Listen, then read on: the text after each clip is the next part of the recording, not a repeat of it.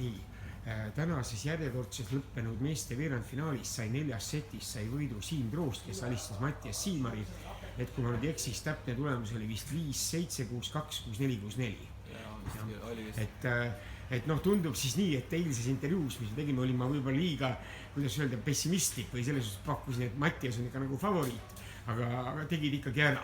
Et kas siis oli see sama mingi taktikaline plaan, mis õnnestus või lihtsalt mängisid hästi? Ma mängisin täna hästi, mul õnnestus ja mul kuidagi jooksis samamoodi nagu eelmises intervjuus. Ma ütlesin, kõik need 3 mängu ma olen nagu hästi tundnud ennast väljakul.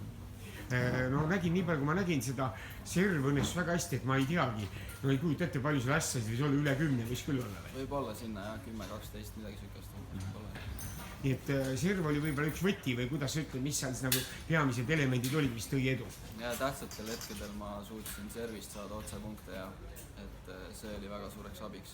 Peale esimest setti eriti töötas serv hästi ja.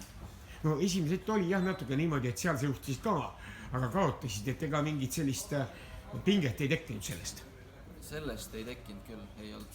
Ma teadsin, et see oli nagu võrdne sett, kummalegi poole pidi minema, mõne punkti küsimus ja läks talle. Et pigem oli pingem rohkem 4. setis juba, jah? 4. jah, 4-3, 5-4 oli küll, jah.